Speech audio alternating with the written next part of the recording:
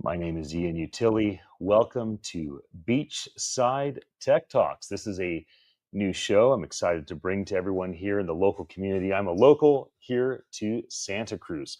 We are at KOMY 1340 out of La Salva Beach, home of Schoolhouse Radio.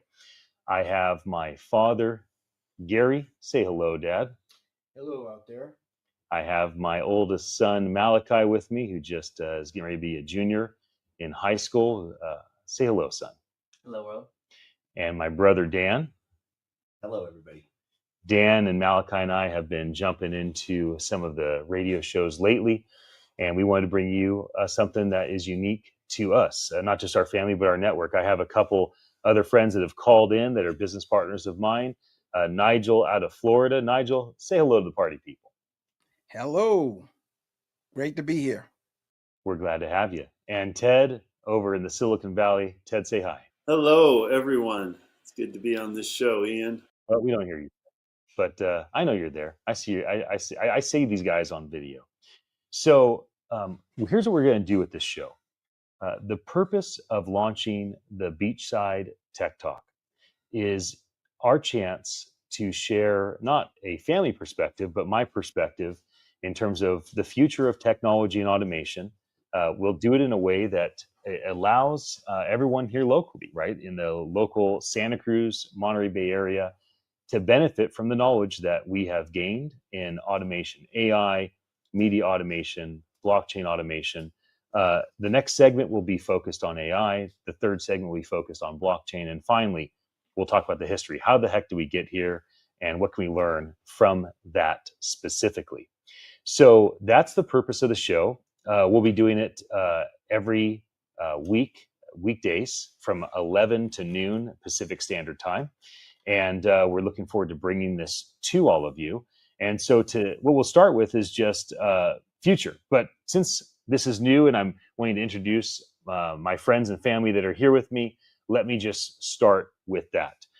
So my background is 25 years in automation. I've co-founded 10 different companies. I've been playing around with AI businesses and cryptocurrency businesses for the last 8 years. I travel all over the world and speak about this stuff. So hopefully I will be able to share some things that are relevant to the local Santa Cruz community. Let me introduce the youngest man in the room, Malachi. Malachi might be my most effective prompt engineer I've ever met in my life. The prompts that he's able to give, these AI tools like ChatGPT and Grok and other things, are quite fascinating. The artwork that he creates through Midjourney is quite impressive. So, son, why don't you say hi to everybody that's listening to us live, and those that are listening, thank you for your attention, and give them a little background on who you are. Well, hello, everybody. I am very lucky to have Ian Utile as my dad, and I really enjoy any time I get to have with him. And so I'm really excited to get to start doing this radio thing with all of you. And a little bit about the AI images. When I first saw all the Midjourney stuff coming out about the way that you're able to type in words and to make something beautiful, just captivated me so much. And I was really excited to get the chance to be able to do art with my words, because I've never been really skilled in that way. And so it was nice to be able to do it in a way that I was okay with using my words. Awesome.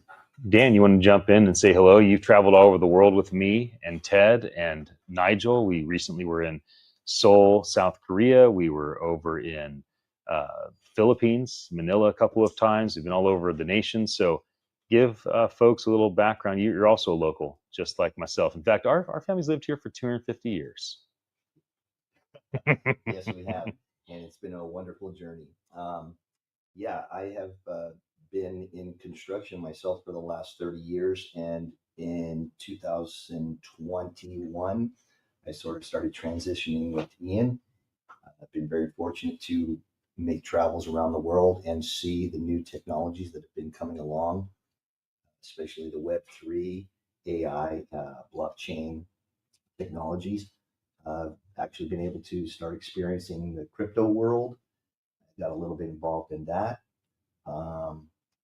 Yeah, and just been able to be very thankful and grateful to be a part of the new AI Web3 world. Very grateful to be here with you. And thank you for the introduction, Ian. I appreciate it. Of course.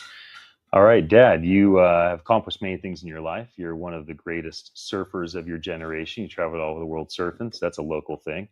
You've had a local general and framing construction company for almost 50 years. And you've been married to Mom for over 50 years. You have a lot of great accomplishments for a man that looks so young and fit. Maybe you can say hello to everybody. Hello. And yeah, Ian, you just kind of said everything. But I was in the union. I started there, and then I got my contractor's license, and I became a residential contractor. I specialized in framing, and I framed for a lot of other contractors. Did a lot of building in this area, but mainly Santa Clara County also. So I touched a lot of houses. I just retired recently, so my forklift, my tools, and so now I'm out in the water, which is my first love, to chase waves around and befriend people. If I'm not being a wave hog, they accept me. And then I have been married 50 years. I vowed to my wife, and we have kept our vows, and we're happy. Still chase her around the house and stay busy around home. So I am not bored. Find things to do. So here I am, and see what I can do to help. And you're making beautiful art. You make yeah. amazing art with the sea glass and the driftwood, and I mean that's quite something. So maybe we'll talk a bit about that as well. Okay, well, we collected sea glass for years, so finally I just started experimenting with it. I pick up flat pieces of driftwood and make like flowers and birds and different things and place them on, and I've been selling them at boutiques and at fairs. So that's just a sideline that has been fun for me. Awesome. Well, we still got 4 minutes before our first commercial break, and then we'll come back and talk a bit about AI automation. So while we have a bit of time, Ted, why don't Are you you jump hearing in me now? and introduce yourself to everybody? Oh, We that can hear is you. wonderful. Yeah. So I'm Ted Haas. You got to talk loud. Talk like you want them to hear you in the back Well, I'm bleachers. Ted Haas. I'm here in Silicon Valley, and I have the privilege of partnering with Ian in Attention Live. And, I love to play basketball. I've been in and out of prison for the last 18 years. Of course, by God's grace, I've never been incarcerated, but I'm part of a volunteer team, and we go in and play basketball in prison. That's super fun. Yeah, it also keeps me in shape. And boy, the paradigm shift that happens by building relationships in an area you don't normally, two worlds that wouldn't normally come together. And I love basketball. And my background is a social entrepreneur. So I'm working with a lot of different organizations to try to make the world better.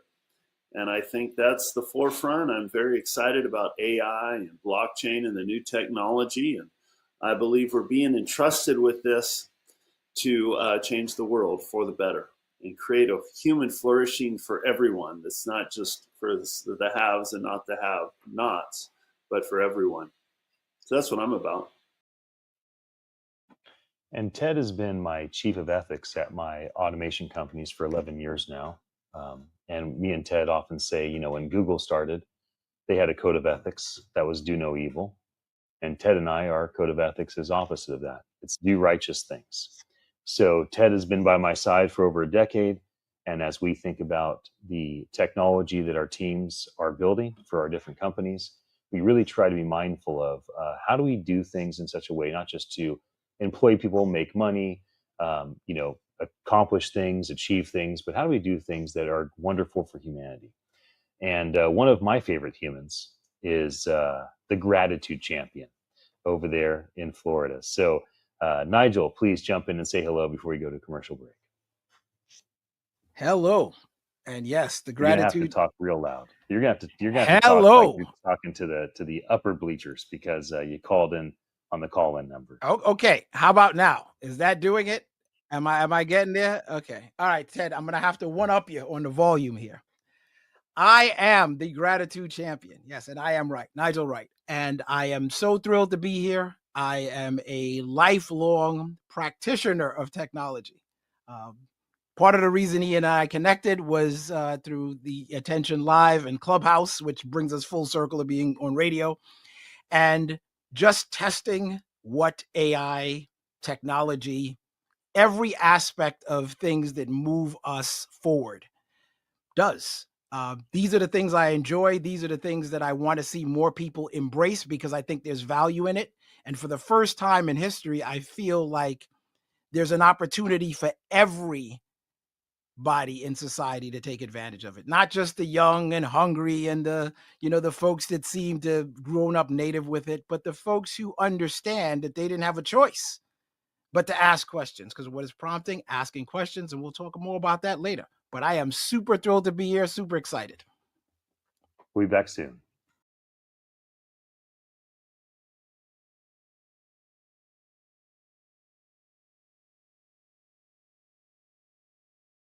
Welcome to Beachside Tech Talks. My name is Ian Utile. I'm your host for this hour of glorious conversation. I'm here with my son, Malachi. Say hello, son. Hey. My father, Gary, Hello again. and my brother, Dan. So happy to be here with you. We got Ted and Nigel, who have both called in from the Silicon Valley and the East Coast. Say hello, friend. I see a smile. We're going to jump right into AI tech automation. So the way we're structuring our 1 hour program, which is local radio, I'm a local in Santa Cruz. The four of us in this studio are locals. We have the amazing Kristen Hurley. Shout out to Kristen for being our producer. Oh, nice. Couple of shakas. Yeah, you know you're local when you get shakas. And the purpose of doing this daily weekday show is we believe here at KOMY 1340 Schoolhouse Radio, we believe that there's a room for local radio programming talking about technology. So we're going to keep this very Santa Cruz. We're going to keep it very chill, very beachside vibe. But we will talk a bit about technology. So traditionally, we'll start with some inspiration. This time we did some introductions. And then we're going to go into AI automation stuff. So for anyone that's with me, if you guys have specific things you want to jump in, obviously you're welcome to do so. But I want to start with my father. So my brother Dan introduced my father to ChatGPT. Dan, you want to give a little background? How did you introduce an AI tool to Dad? Because that's a whole new ballgame for him. Well, it was quite simple, actually. We spent a lot of time together, especially in the morning. Living at the tree house, in fact, which was a wonderful exotic cave dwelling for a human. And I noticed that Gary likes to read a lot in the morning, specifically Bible and Bible verses, just to get the day going.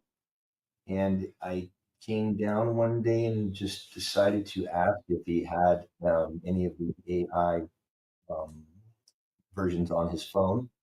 He said no, and then I briefly showed him a couple of things with the ChatGPT, how it is much more accelerated and much more engaging to the Siri prompt that people are so used to, pushing the side of your phone and then, ask how the weather is or, a very specific knowledge type question. But we started diving into some Bible verses. And then I just briefly gave a description on how you can actually start having conversation with your AI as a informative, helpful friend. So it kind of started that way. So, Dad, when Dan introduced you to these AI tools, then you told me a bit about it, and I had got the apps downloaded on your phone, and we started playing around with customization. Talk to me a bit about what the experience has been like, because this is all new for everyone, but especially for your generation. I mean, you remember when the wheel was invented.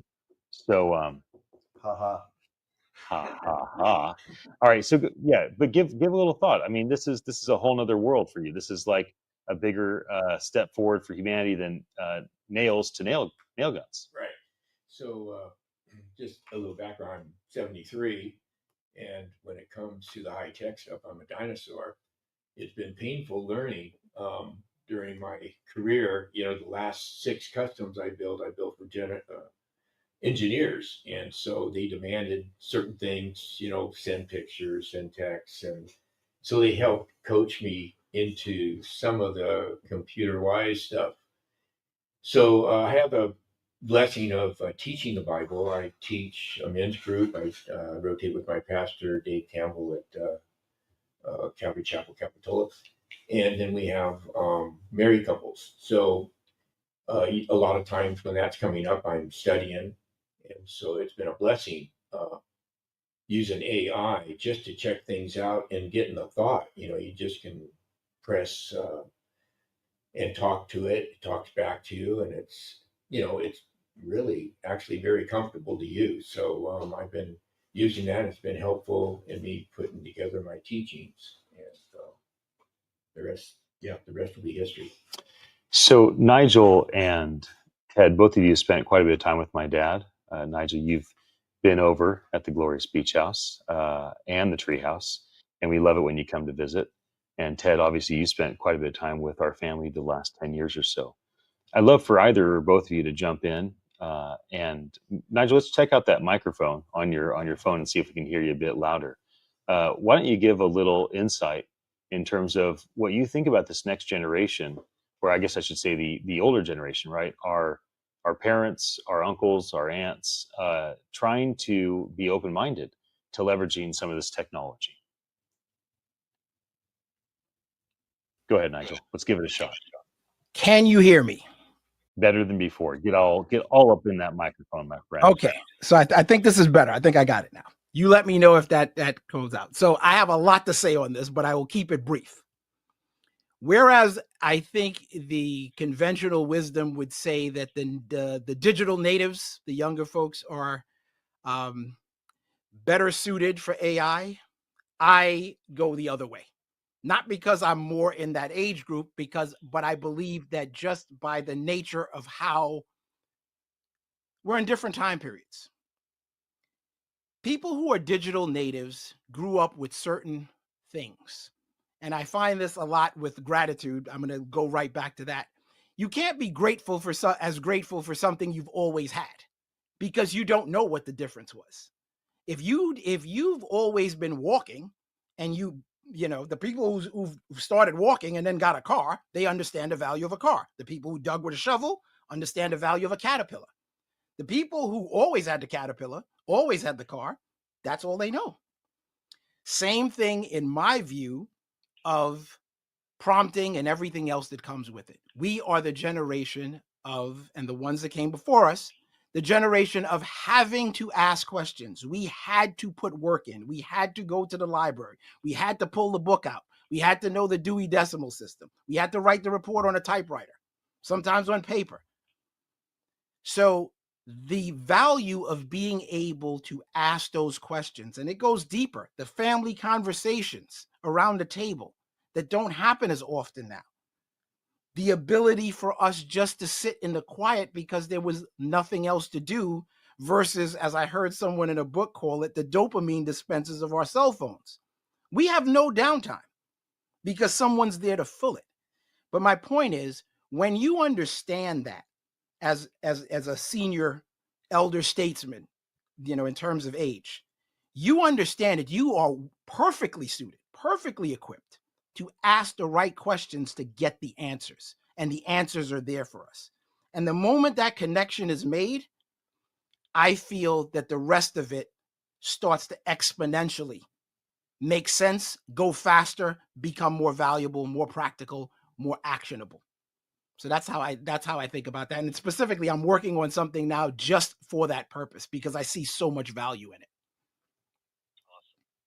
Absolutely. Ted, you want to jump in and share your perspective? No, I loved what Nigel said. That's very, thought-provoking and a new paradigm, and I definitely agree. What I like about the technology is, it's advancing this whole idea of, face and fingers on a screen is very artificial, and humans were not designed to interact that way. But now technology is smart enough that we can talk to it. And I think, guys like your dad, that's a beautiful use case to see that people who, you just can naturally interact. My parents are a bit older. I'm hoping that the hearing aid technology has gotten so advanced that the AI and all that they'll be easier to use. My mom has profound hearing loss, and we're going to try it again. We tried it about maybe 6 or so years ago, and it didn't take. She is not a tech user. She did not want to use it. But her hearing wasn't as bad. So I'll have an update on this soon, and hopefully the AI application to the hearing aids, which I know is just a huge industry, and the advances are just coming like that. Hopefully they'll have improved enough, and I'll have a good story, and we'll be able to better interact with my mom. So we'll see. But the bigger point is, and this is the burden upon the developers of technology. Develop tech that puts the burden on the technology to interact with the humans rather than vice versa. And that to me is what's really exciting about the new AI and language interface. Thank you, friends, for jumping in. The music's going to roll in a moment. That's going to take us to the end. So we'll be back again in a couple of minutes. Enjoy these KOMY 1340 Schoolhouse Radio advertisers, which make all this possible. Thank you, advertisers. We'll be back again soon, everyone.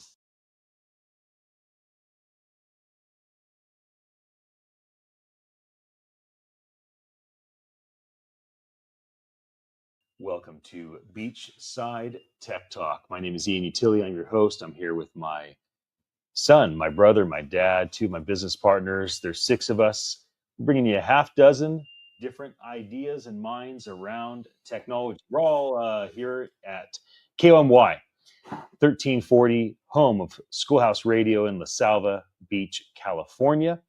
And I'm going to start this segment, which is primarily going to be focused on all things what you may have heard: blockchain, Web3, cryptocurrency, new games where people can own their own stuff, crypto collectibles, digital assets, this whole world of banking the unbanked, decentralizing all of these centralized institutions, removing middlemen, automating things, allowing people to save time and save money, not just people, but organizations and governments of every size and flavor.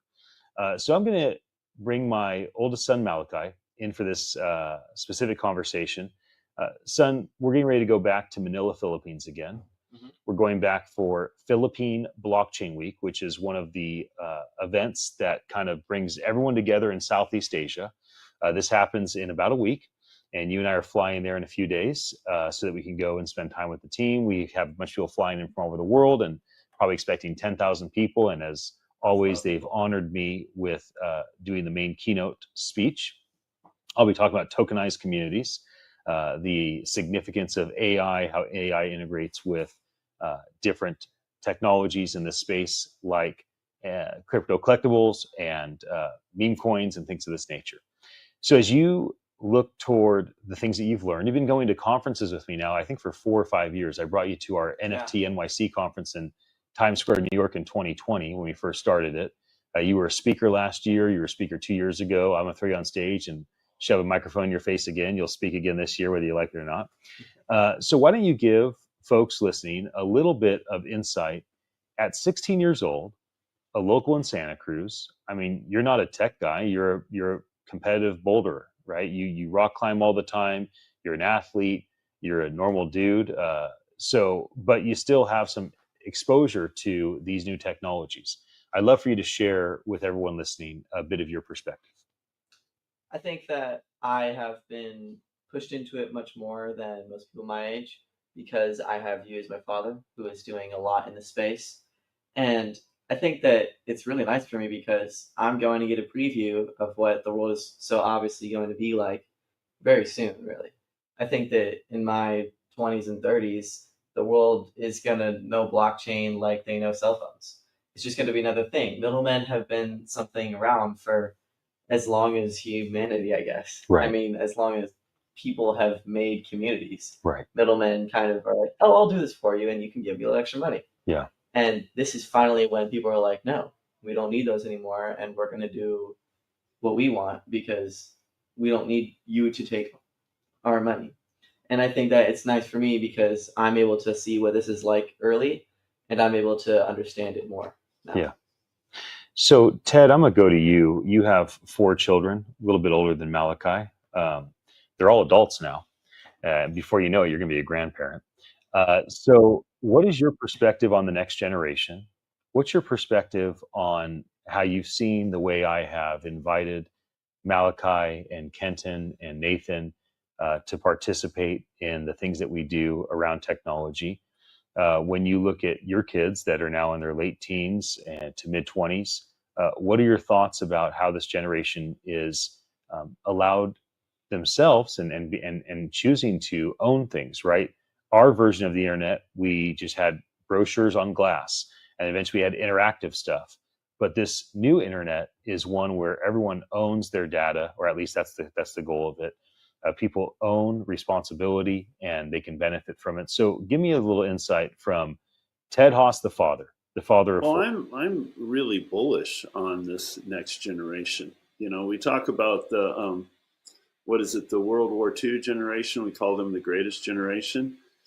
You know, I'm believing and declaring that this generation can be the greatest generation.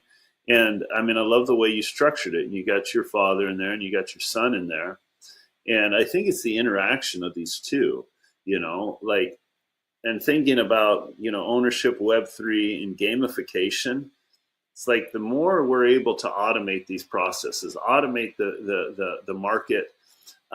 It's not that we want to entirely cut out middlemen, but allow middlemen to add value and not be the gatekeepers that own the marketplace that then are able to exploit that, but to create an equality.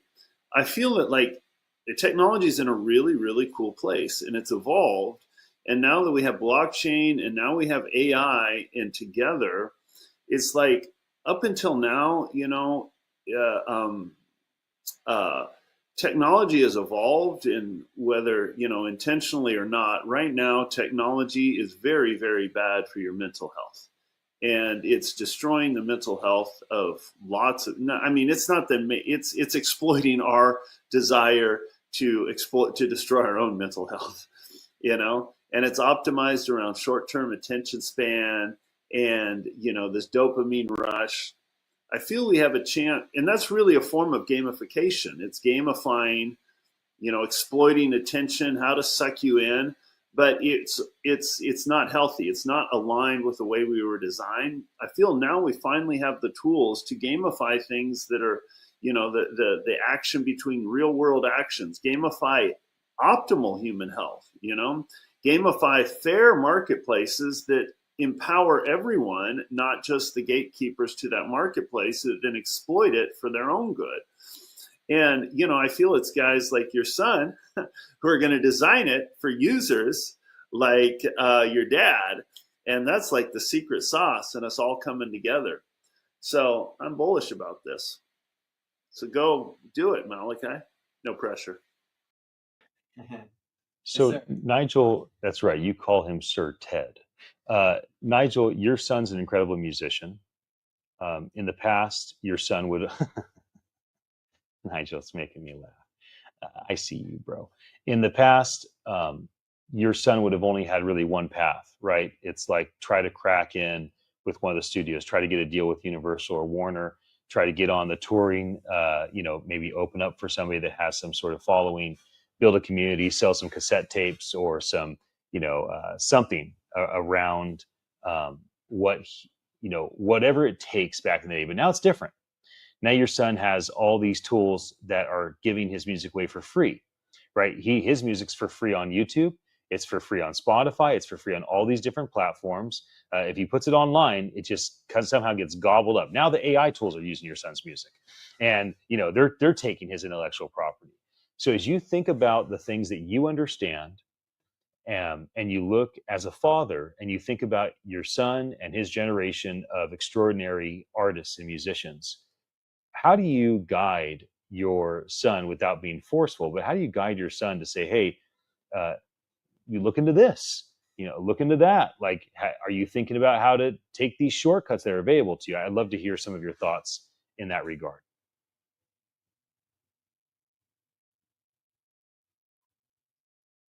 Okay.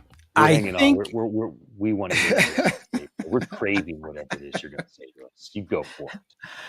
that was a great question. Number one, I'm going to approach it, or I have been approaching it the same way I approach the conversation about college, because the world is changing. I don't believe that young adults in the, call it 25 to 32-ish range, I don't think they have the advantage. And they say it in their own way, but I think this is what it is. At least this is what it came to be, to me, to be. They couldn't follow our blueprint exactly and have success the way we could follow our parents' blueprint. And I think that's a key factor. So in part, they blame us. Why didn't you tell me these things? You got the generational curse thing and whatever. But the fact is, the world is just changing. And those of us who are early adopters, like everything else, we just do better. So what I tell him is this: you have, and I say this to anybody, whether it's him or your dad, we are in a unique place where anybody can learn anything. And I know some people think that this is a great opportunity exploit, but I'm going to be the first one to say it, and I might be wrong. I don't think I am, though.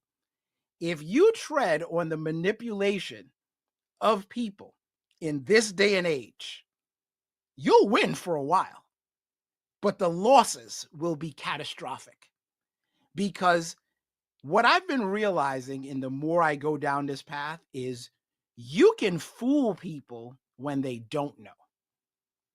The moment you, as a business owner, you show up to a house and you're telling someone something about their HVAC or whatever it is you're telling them about, doctor, whatever, and they challenge you, not in a way that you can beat them about their head with, well, I have 30 years of experience, but with this one question: how did you come to that conclusion? And you realizing in that moment that they already have the answer and you don't. Because it's no longer just you're losing the business. Your whole reputation's going. Because it creates a distrust, and it also creates the realization that now I know things, and it's not to be combative, or adversarial. It is just elevating the game. When you go to your doctor now, you should be going actively with questions and concerns and insightful questions that they can come back with something other than just do as I say, take 2 of these in the morning, and you just go sheepishly into oblivion, hoping that you'll be okay. You have to level up. And that's how I think we're going to get to the next stage. But everybody has to be open to it. And there will be some bumps and bruises along the way. At least that's what I think. Great question. Thanks for asking. I agree with you. Everyone that's listening should agree with you as well. We'll be back again for our last segment in just a moment.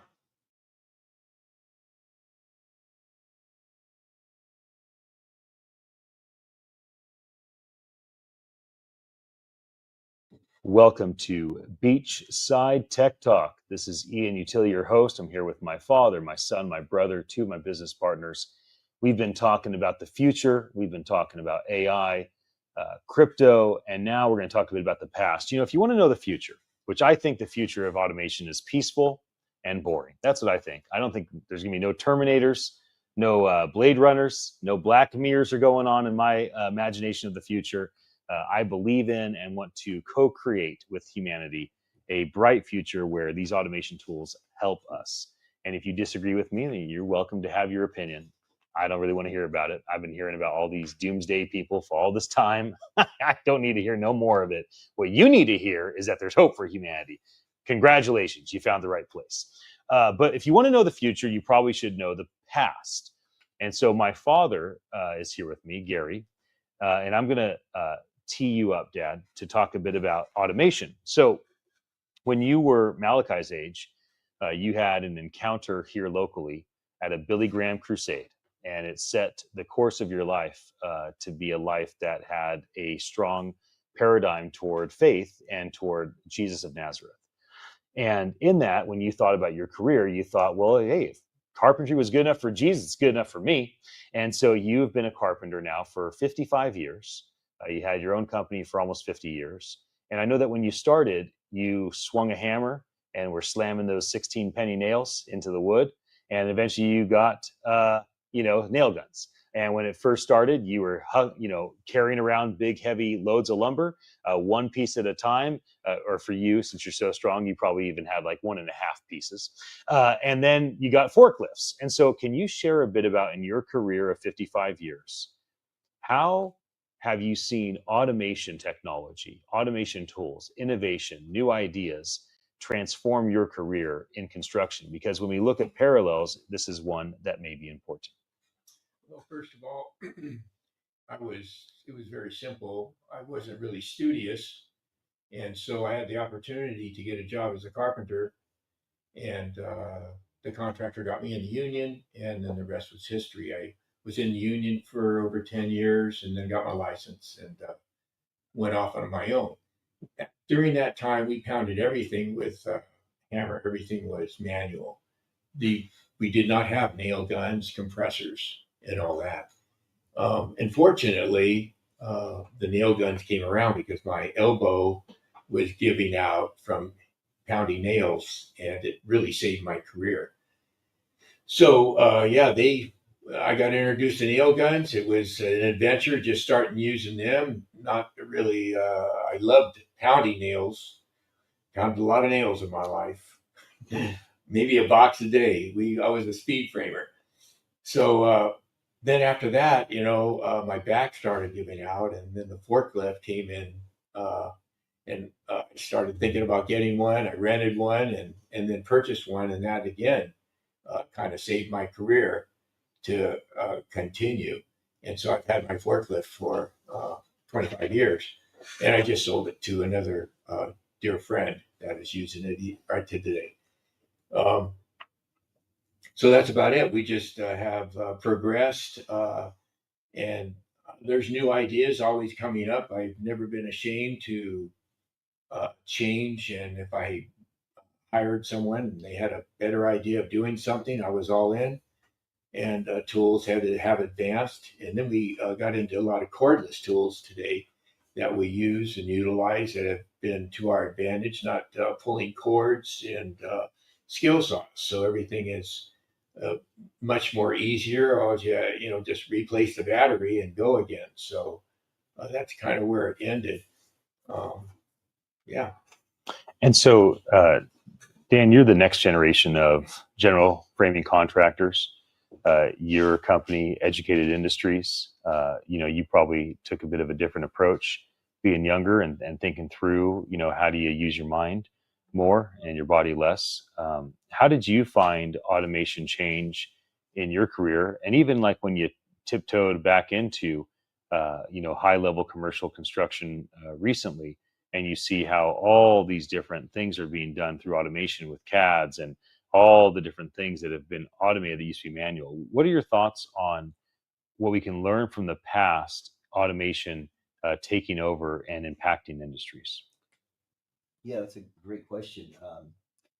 Really, what I've noticed in probably the last 20 years of construction is that tech has become quite involved through computers, specifically because of simply for things like spreadsheeting or project management.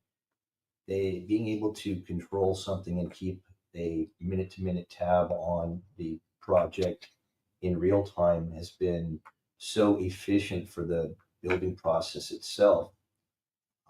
Myself, I didn't get too much into the tech of it per se on that end because I was mostly in the field doing work most of the time. But towards the end of it, I did find myself getting into Microsoft documentations, being able to create estimates through spreadsheets and things like that, that was able to actually package a system together that's much more efficient helping the builder and the homeowner through the whole process. So I've been very fortunate to be in the era that I have been in from a Dinosaur package. When I first started, there weren't nail guns either, but in my early 20s, the technology came through, and that was just a real-time organic way of showing how speed and efficiency can translate from the old ways.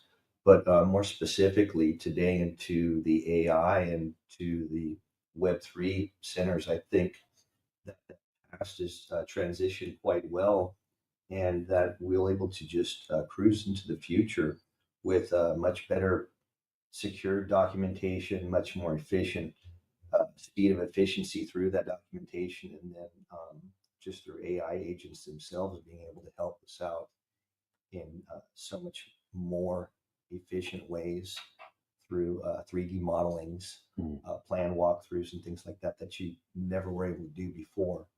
So look forward to seeing it. Nigel, you've been a professional writer for corporate America, for Fortune 500 companies. You've done and do a lot of things, but you're an extraordinary writer. And you've done all sorts of writing for big corporations as a consultant, as an employee, and as a partner in different businesses. There's not that many industries that have been so radically impacted over the last, several years and even a couple of decades through automation. Whether 10 years ago it was hiring somebody on Fiverr to do writing for you, which is basically leveraging a technology tool to get access to inexpensive talent, or recently being able to use these tools like the DeepSeeks, the Groks, the Geminis, the ChatGPTs of the world.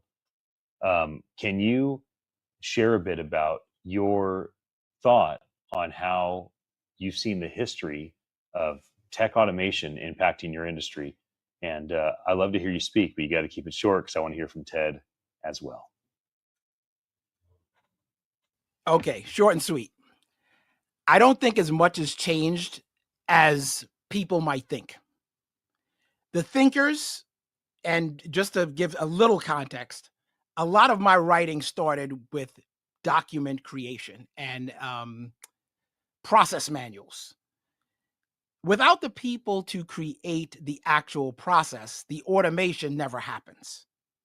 And for the folks who think that, the magic bullet of I'm just going to throw it into AI and that's going to be, again, back to what I said before, it'll work for a while until it doesn't. And when it doesn't, it's going to fail catastrophically. And you're still going to need that human element to tweak and check and test. And everybody gets caught. It's like being up against a really good con man. Everybody can get it. Everybody can get caught if they're not paying attention and not doing the time-tested foundational things that we've been doing manually for years. So the hybrid is the answer. So the biggest change that I've seen is everything working in harmony together and not thinking that just because a new technology came along, it's going to fix all the wrongs that will forever be there. We still have problems to solve, and we need people to solve them. And I'll leave it there. Ted, you have been a pro basketball player in your first career. Now you go in and out of prison, playing basketball leagues in places like San Quentin. And for the last 25 years, you've been a full-time nonprofit, what people in the Christian world would call a minister. And so you've been a part of two industries, the athletic industry, as well as the kind of nonprofit community building, communication training world. How have you seen tech automation impact those two industries? And you could go with either one or both. We got about a minute and a half, 2 minutes. Go. I think I'll share one of my most exciting. I like to call it the social impact industry. It's the industry of trying to make an impact that's not just profit driven, but makes the world better. And it's like Nigel shared so well. I feel the future of AI is really as a tool to empower people to do. It's going to be the human element is so important. But one of the coolest applications, sexiest applications I've seen is in my work for helping victims of human trafficking with Love Never Fails. And we pass these laws, and laws are made in very legal jargon. Whether it's intentional or not, I think it's definitely intentional. And the result of that is it disenfranchises the common people, and particularly the minority, poor communities that these policies tend to, pretend to help. But we created a thing called the AI Advocate that translates these complicated laws down into fifth grade English using AI.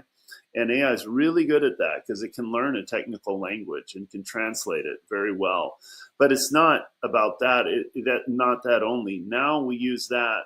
This is specifically with laws addressing human trafficking, and now it empowers advocates, lived experience experts to now get on Capitol Hill, have their voice heard in front of policymakers. And we're seeing a lot of wins on that. We just, passed a law that that made it a felony to purchase sex with a minor. And it's a powerful thing. And I think building out applications like that, where it's AI and people who've been disconnected from the processes of our nation and our democracy, that's really exciting. Join us tomorrow for Beachside Tech Talk, same time here on KOMY. Thank you, son.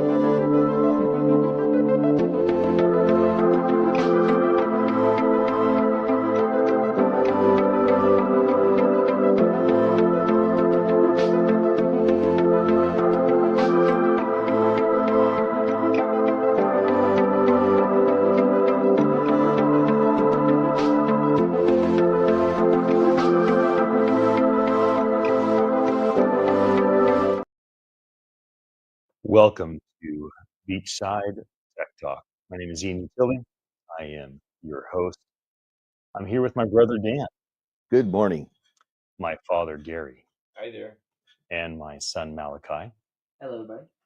We got Ted Haas coming in from the Silicon Valley, and the Gratitude Champion calling in from the East Coast. Hello, everyone.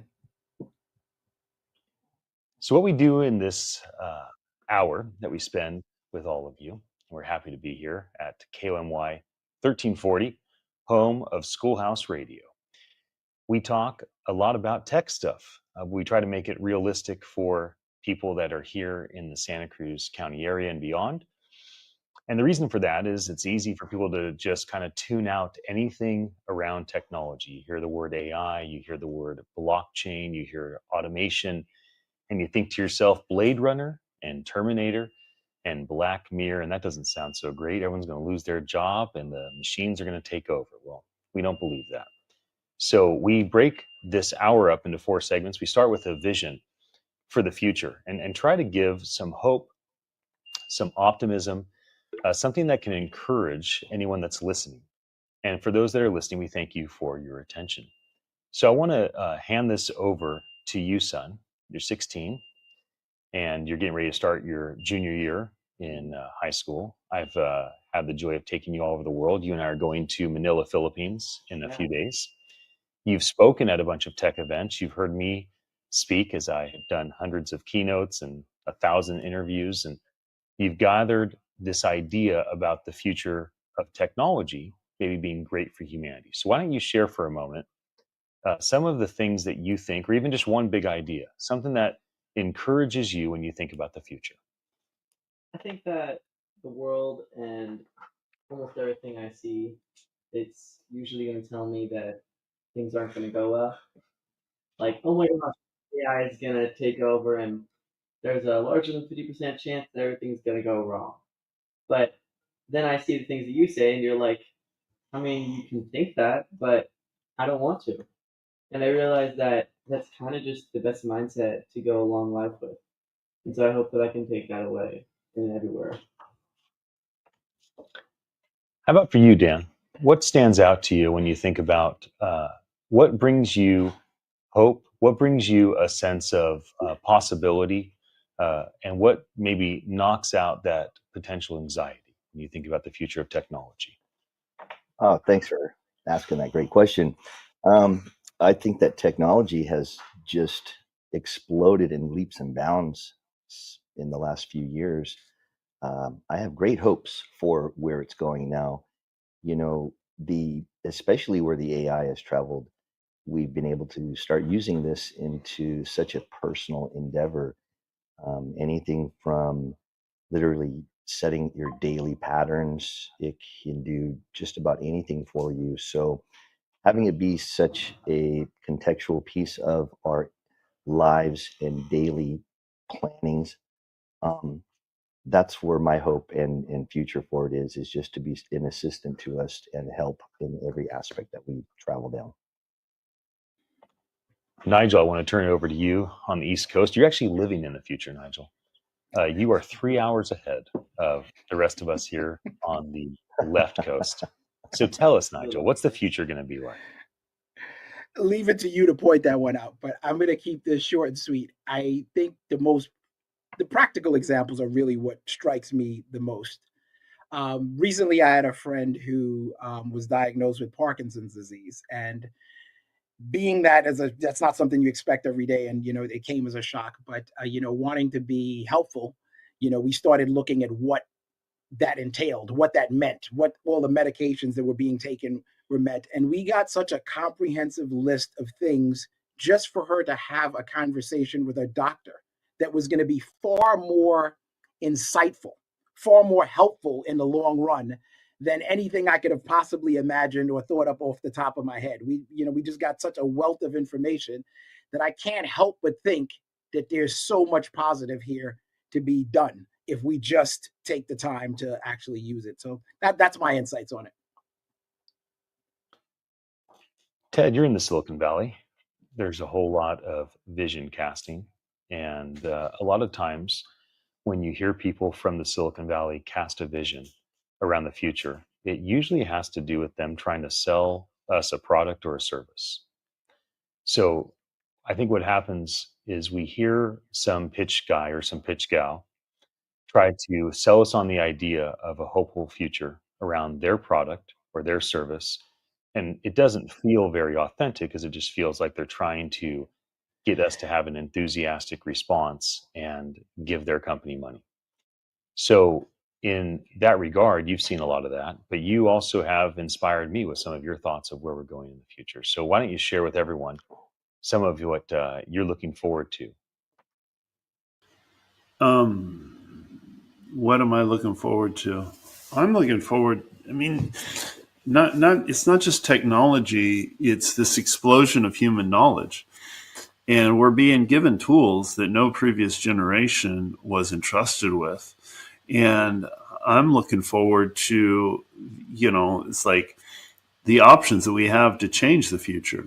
Like, I don't necessarily think optimism and pessimism are actually two different sides. Like, you can be both optimistic and pessimistic at the same time. And in fact, a combination of those two is the best practice. The thing that's most important is you stay in that place of empowerment, realizing I ultimately can only control what I can control.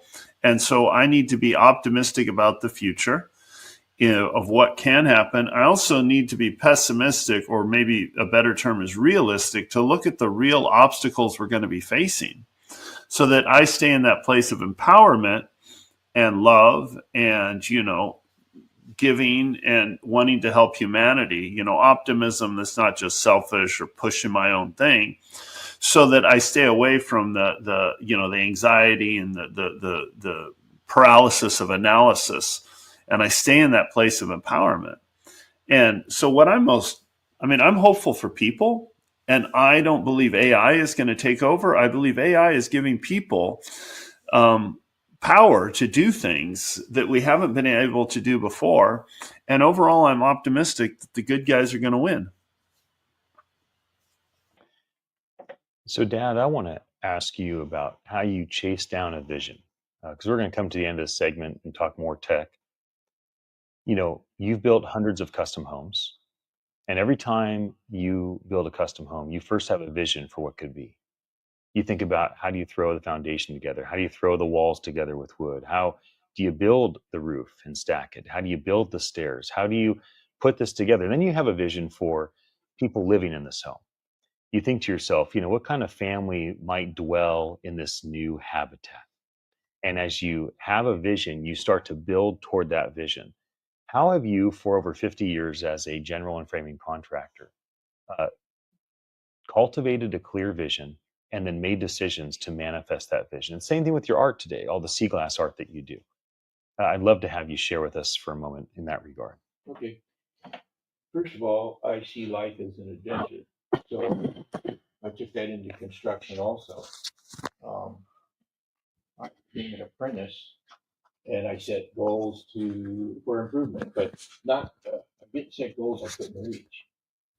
So life has been just an adventure, following goals, setting goals to achieve things that were pleasing to me and also helpful to others, because I don't believe that we should just live for ourselves, but also others. There's a Bible verse that goes, "Be kind to one another, tender-hearted, forgiving one another as Christ and God forgave you." So tender-heartedness is having compassion, which is, caring about others, but also caring about yourself too. But yes, when I have been building, I've been building for other people for their dreams to come true, make sure they're pleased and happy.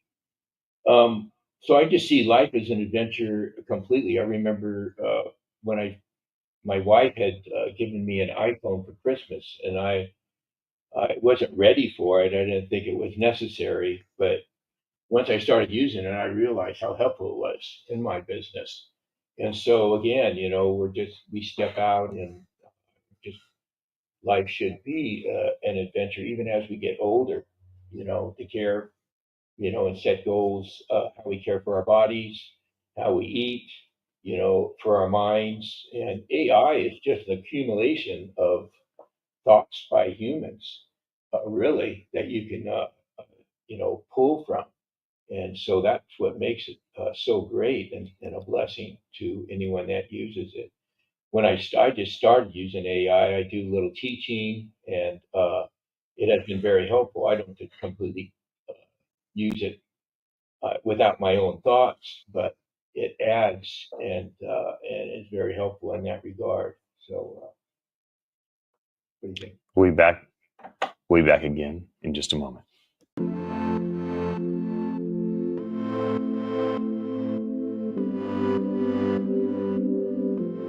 California.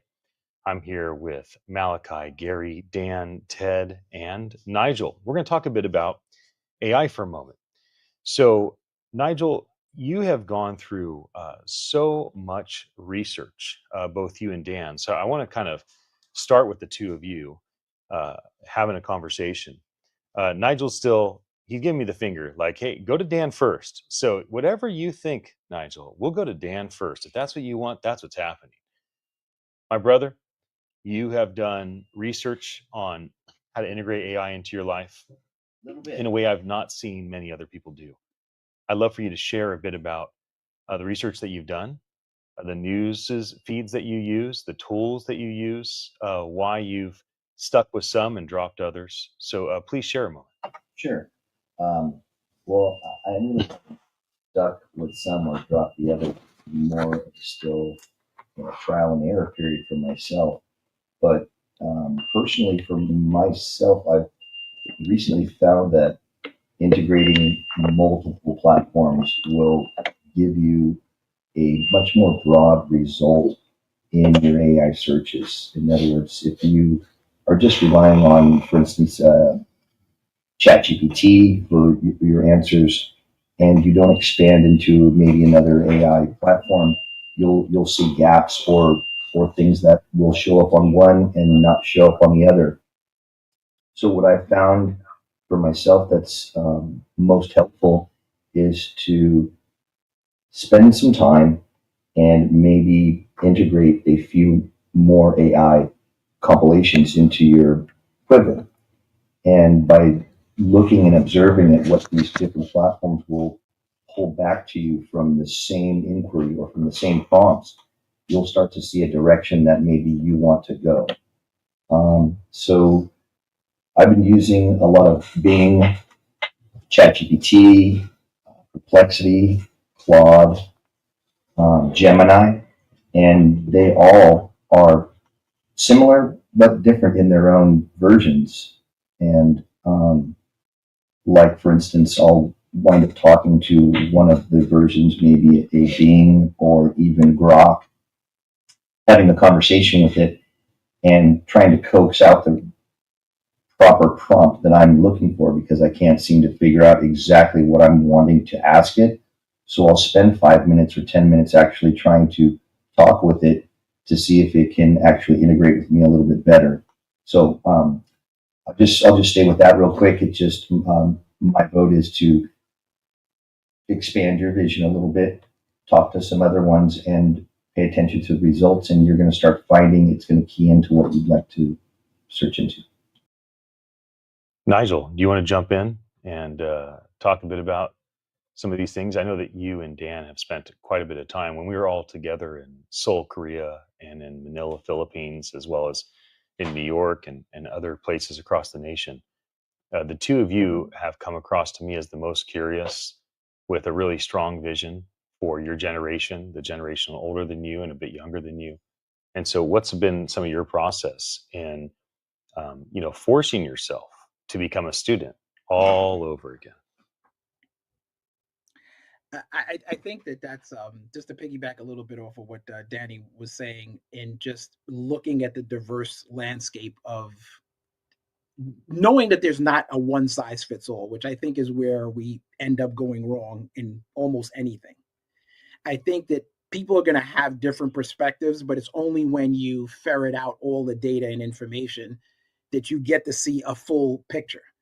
And, something I said yesterday, which is really asking yourself the question repeatedly, on repeat, perpetually, how did I come to this conclusion? Like, to me, something said without context creates a real problem because, people are going to have their opinions and it's not going to be popular.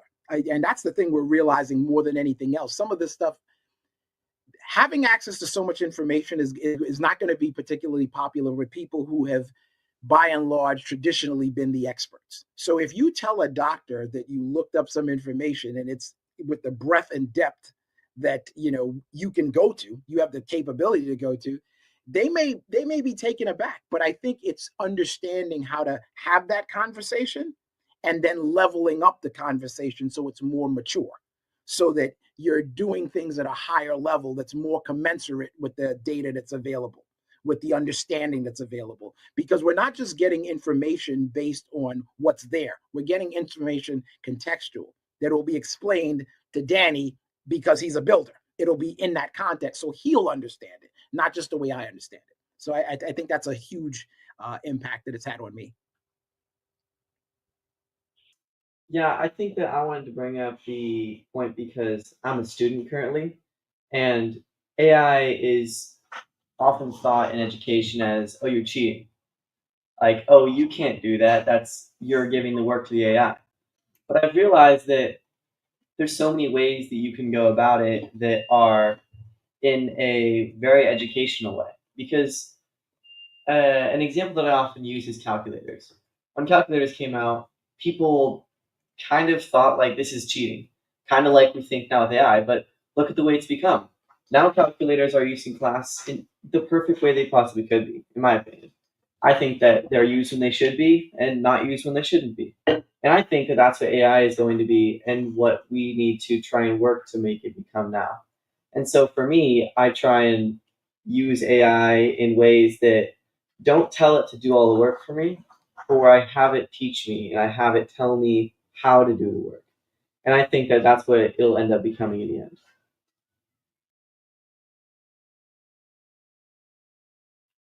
Ted, what do you think about that? I think that's brilliant. Yeah, I think that, right now AI, like, we think of Chat GPT and, Grok and those other ones, and it's quite phenomenal what they can do. It's incredible. But on the other hand, sometimes I joke that it's artificial stupidity. Like they're, and they can make horrible mistakes. But another way of looking at it is it's really just a new interface to interact with the totality of human knowledge. So, is it artificial intelligence or is it a new way to access human intelligence? And it's just two different ways of interpreting what's happening. But I think the sweet spot is going to be the synergism of humans and these tools that we've created working together. I certainly see that, like, in every practical application. It's like, like you put garbage into the AI, and that's not even in the training. Like, if you don't know how to prompt it, you're going to make horrible stuff out of it, so you still need to learn how to write, you still need to learn how to create, and then it's figuring out how to interact with this new tool. So I agree with your son. Dad, you and I sat down and customized both ChatGPT and Grok. So Grok, also known as X.AI, was birthed out of a combination of what Twitter became and all of the AI data that's being pulled from Teslas. And then ChatGPT is just a large language model chat that we talk to and talks back to us, that all started with the guys at OpenAI, who I've been working with and collaborating with for quite some time. When you and I sat down and I pulled up the customization features and we started to kind of build out that element, before we go to break, take 30 seconds or a minute and just share a bit about what it was like for you to see kind of you put in data about you so it would respond much more thoughtfully. Yeah, it made it much more personal. I was actually chatting with AI, and it remembers who I was and what I've done. So, in fact, I was chatting this morning with it. I had some questions. So, yeah, it was. So, for all of you out there that are not using these tools, two of them that you may want to consider is X.AI or Chat GPT. And on these tools, you can use either of them for free. There are paid options, but there's free options, which are fine. And you can customize those free options and put something like 1,500 characters or 5,000 characters into the customization. What this does is it then knows a bit about whatever you want to tell it. It knows about you. Maybe you tell it your age, maybe you tell it what you're into, what you're passionate about, and it will customize itself to you. We'll be back again in just a moment, and looking forward to continuing our conversation here at Beachside Tech Talk on KOMY 1340.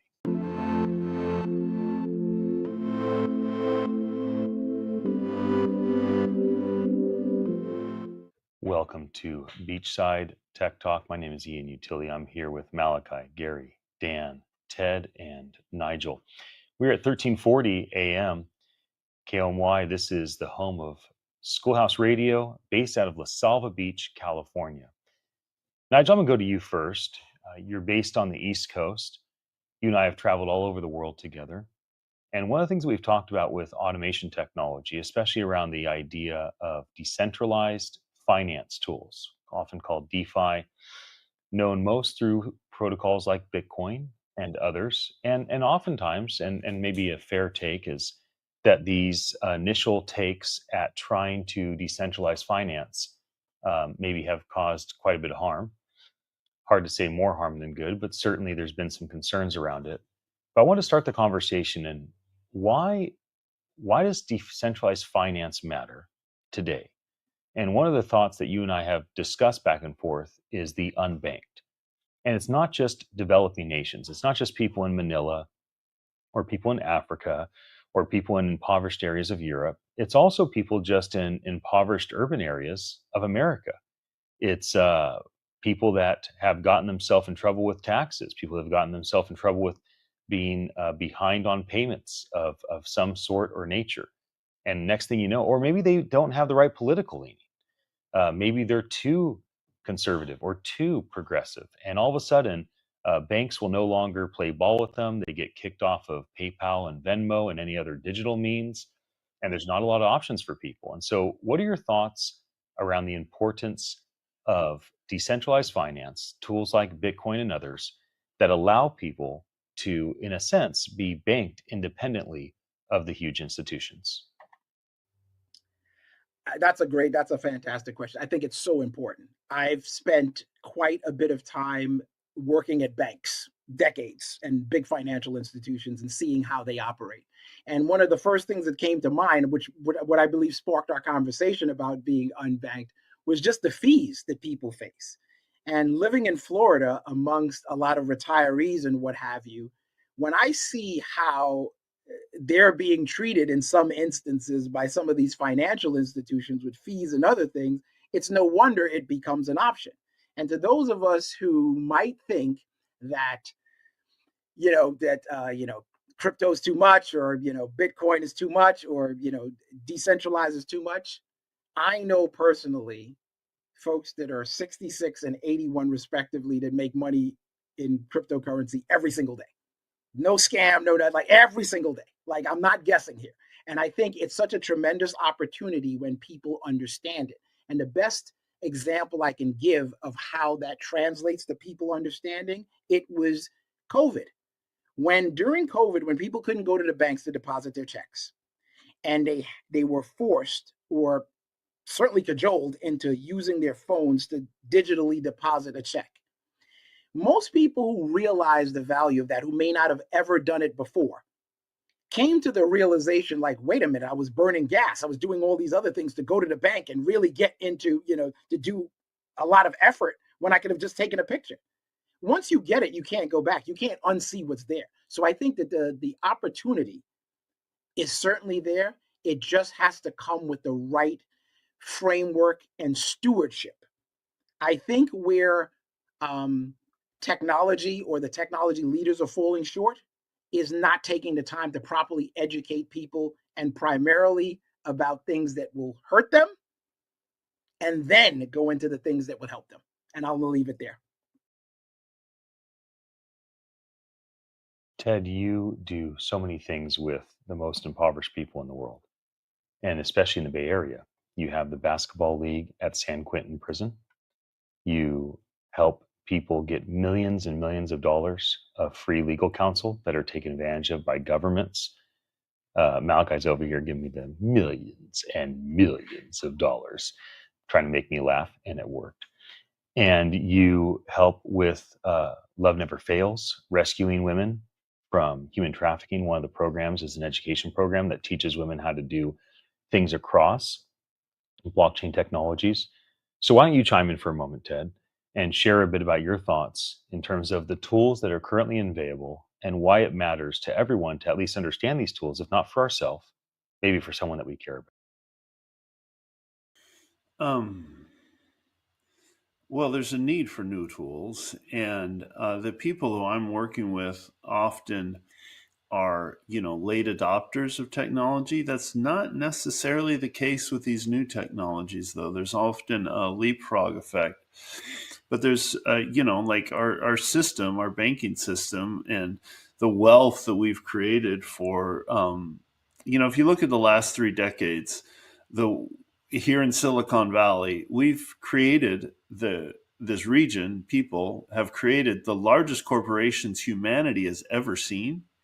But simultaneously, all the symptoms of systemic poverty have increased. Like, we're in the news, the homeless crisis, unequal access to justice, human trafficking, all these things have increased. And now there's a great need for economic opportunities for those who are disenfranchised. So, like, the more that we can get the middleman to be more efficient and to be an automated middleman, can the blockchain, can a protocol be the middleman that establishes trust to just make the system work so much more smoothly? You know, that's very, very exciting. Dad, you grew up in a world where coins were a big thing. And when you grew up, you could buy something that was valuable to you as a kid, a baseball, a mitt with a nickel or three quarters. And then you've seen currency change from the gold standard and a lot of talk about gold backed currency to just being basically backed by the government. You see the massive shift to paper money. Not everybody knows, but MasterCard pulled all of the big banking institutions in the world and basically created credit. So many people don't realize that, Dad, when you grew up, and you were a young kid, 60, 65 plus years ago, there was no credit cards. You couldn't go finance a hamburger. You didn't go finance a pair of jeans. Either you had the cash to buy it or you didn't. And so in your lifetime, you've seen this massive transition of how people engage with money, from physical coins to physical paper to credit cards to debit cards, and then borrowing money, and then the stock market being made available to everyone, and all these different things. And then you hear, your sons, myself and Dan, and your grandson Malachi, and you hear us talk about these different big concepts of what's happening. What is your take as you consider how money has changed and the way that you as a man have engaged with what we call money? Because all that money is, before you answer this question, is just a coordination tool. Money is simply a way for us to store value and then coordinate value. So when you build a house, you provide a service, you're coordinating value. You're giving somebody value, so they give you money as a way of saying, I value your work. When you go buy lumber or nails or wood, you want that product. And so you go bring them a store of value, money, through a credit card or cash, whatever it may be, to get access to that. So if you've seen this coordination tool transform over time, what is your take on the different processes by which you've engaged with money? Well, to make it simple, I've just gone with the punches. Money doesn't have the value it used to have. I remember when a candy bar was a nickel, and that became a dime and a quarter and so on. Now it's over $1, I believe. But what else can you do but just adapt to what is happening and kind of look the other way?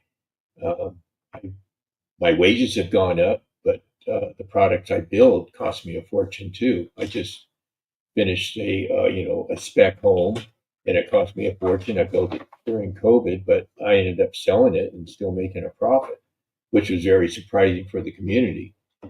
So, I mean, there's nothing you can really do about it, but just kind of adapt, and that's what I've done. How about for you, Dan? You also have seen money transform over your lifetime. You've been on this earth making people laugh, and everybody loves to laugh. And so, what is your thought on how money's changed over the last half century or so? Wow. I think that the monetary system has changed incredibly, leaps and bounds in the last, quarter century in my lifetime.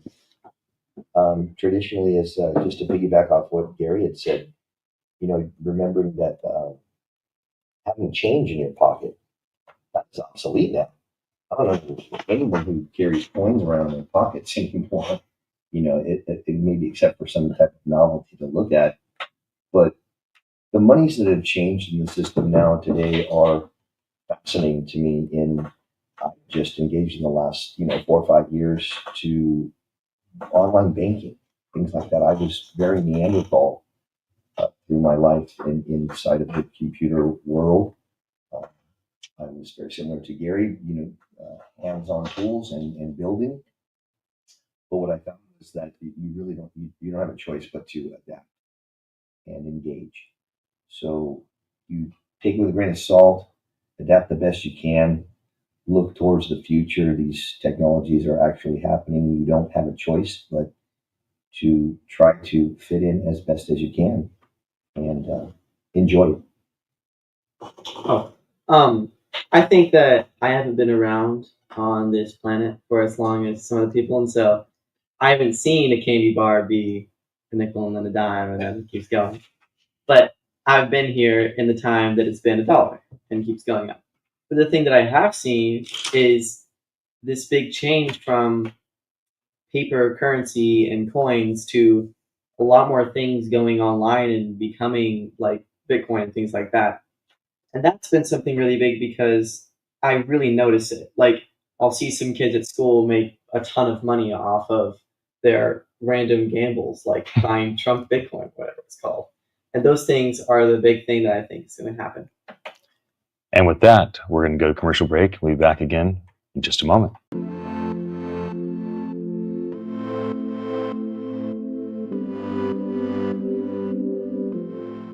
Welcome to Beachside Tech Talk. This is Ian Utile. I'm here with Nigel, Ted, Dan, Gary, and Malachi. This is KOMY 1340 AM, based in La Salva Beach, California, the home of Schoolhouse Radio. There's a parable that was once told. A wealthy man gives 3 people a certain amount of money. He gives one person a year's wage, another person 5 years' wage, another person 10 years' wage. The wealthy man leaves, comes back sometime later, goes to the man that he gave 10 years' wages to. And that man had turned it into 20 years' wages by investing and making wise decisions. The second man with 5 years' wages turned that into 10 years' wages. Both of these men doubled the wages.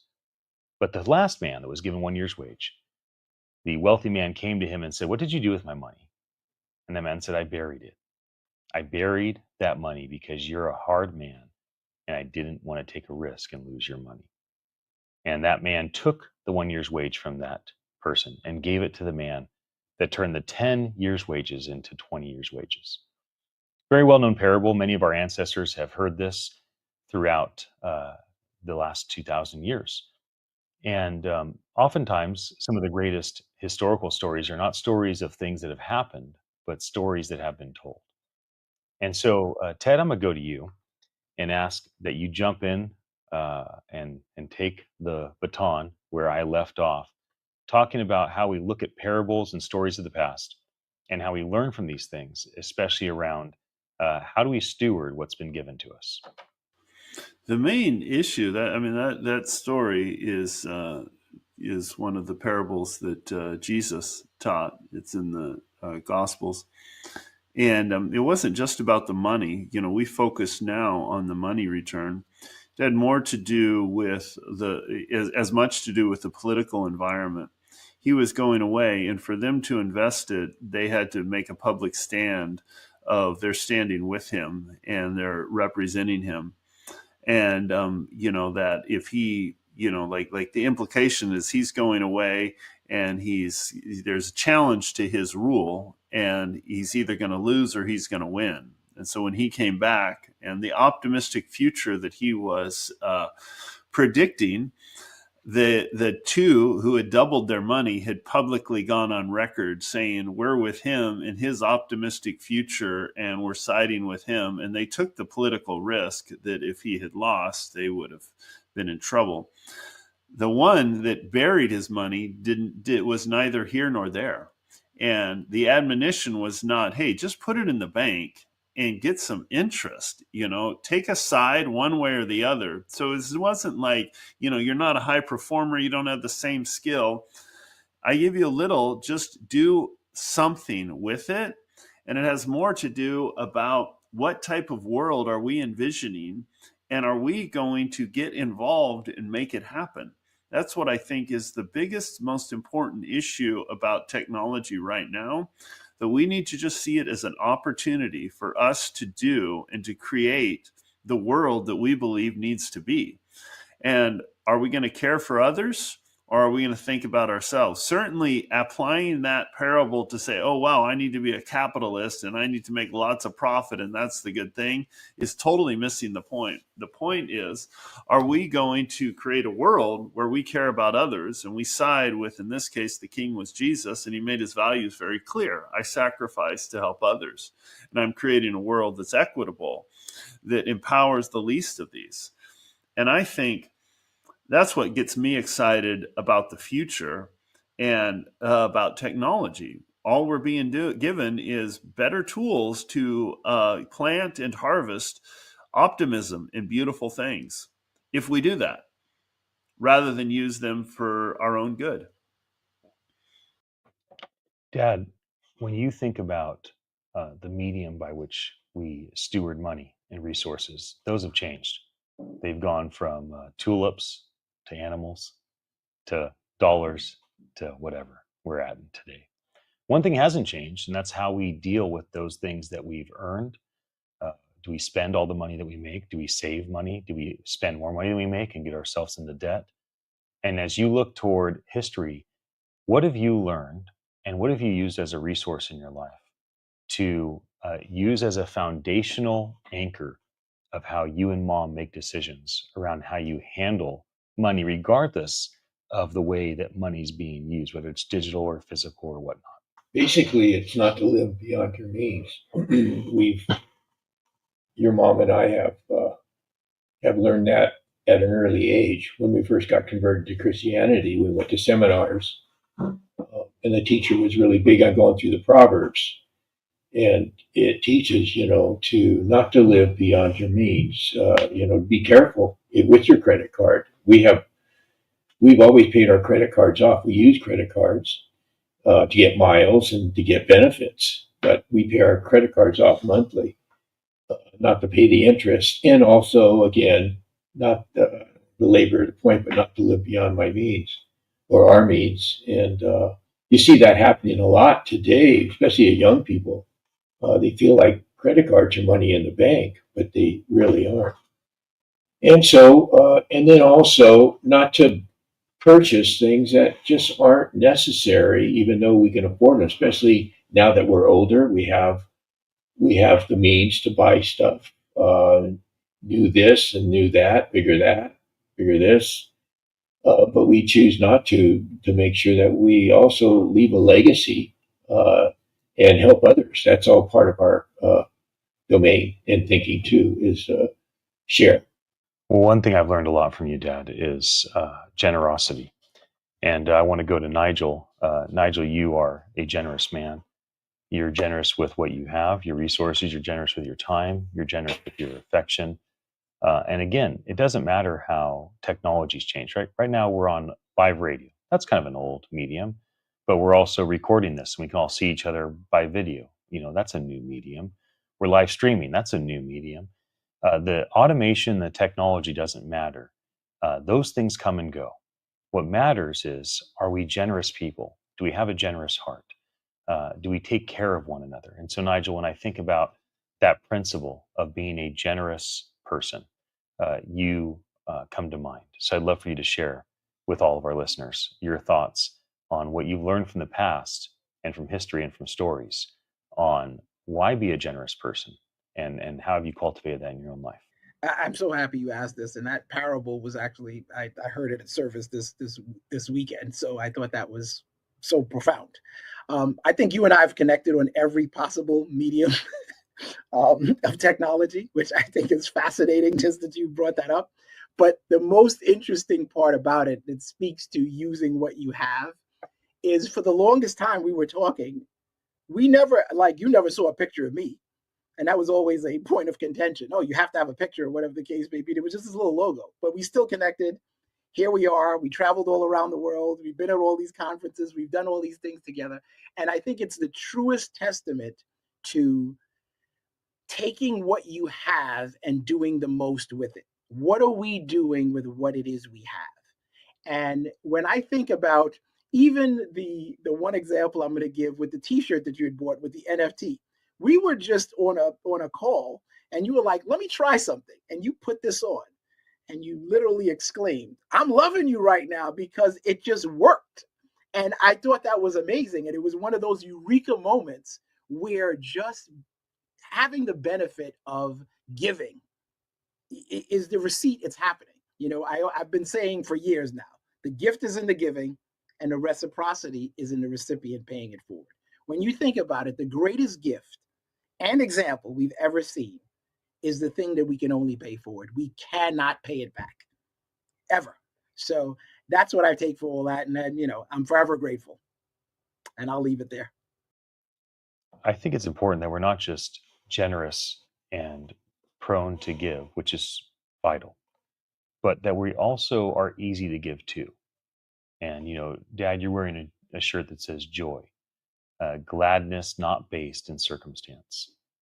There's something about being a joyful giver and giving joyfully, even if it's sacrificial, but also something about being a joyful receiver and bringing other people joy when they choose to give to us.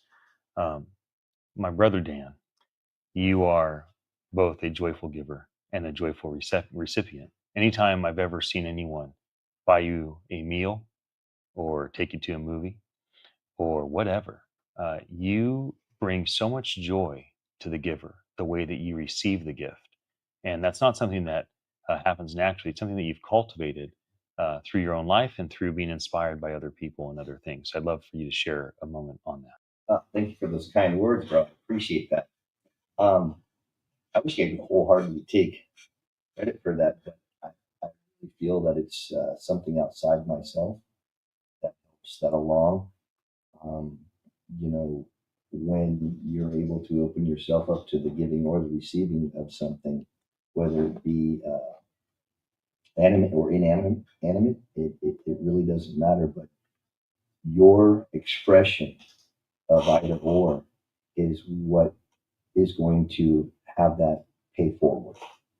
How you react to your giving or your receiving is really the end result of the gift, because that's what's going to make the giving or the reception continue or to be enjoyed. So once you have a feeling of giving or receiving something, it feels so wonderfully warm inside. The best thing you can do is just give yourself and anyone in attendance the moment of a smile of gratitude and of appreciation. Just like we appreciate everyone who's listening today, who may take something from this and hopefully utilize it in their life or their daily journey. As we come to a close on this hour, we'll be back again tomorrow. Same time for 1 hour here on KOMY, Homeless Schoolhouse Radio, 1340 a.m. in La Salva Beach, California. My parting thought to all of you is, man or woman, young or old, regardless of your skin color, your orientation, or your culture, open yourself up to the emotional side of your life. I just finished a 40-day water-only fast, and I became highly emotional during that time. And I learned so much about myself in that process. Open your heart, not just your mind. Try to feel, not just to learn. Until next time, friends, have a wonderful day.